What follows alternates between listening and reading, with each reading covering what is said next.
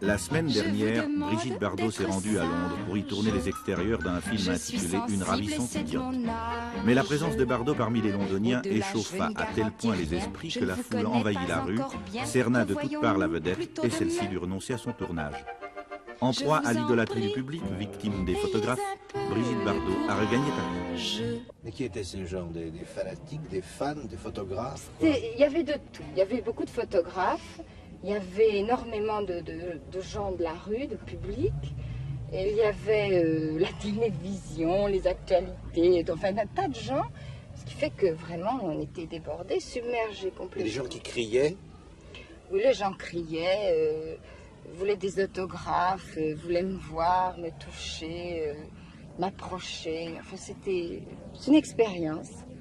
Je ne peux pas dire que ce soit ni irritant ni désagréable. C'est une expérience qui doit arriver une fois dans une existence, puisque moi, ça ne m'est jamais arrivé, même à Rome, où vraiment les Italiens ont la réputation d'être terribles dans ce genre de choses. Mais...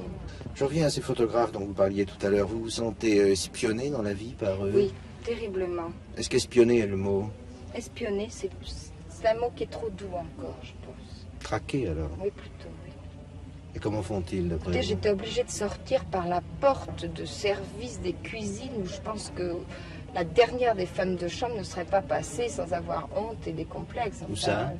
À l'hôtel de Londres. J'étais obligée de passer par là si je voulais essayer de fuir et d'être un peu tranquille pour une soirée ou pour faire un peu de shopping, des choses comme ça.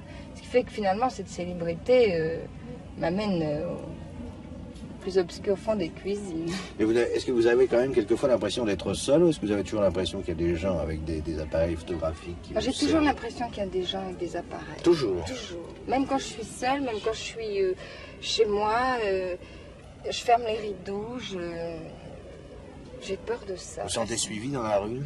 Dans la rue, souvent, oui. Même s'il n'y a rien. Enfin, moi, c'est devenu une psychose, si on peut dire. Parce que ça m'arrive tellement sans arrêt tout le temps que même quand je ne risque rien, c'est une idée fixe qui me traverse l'esprit.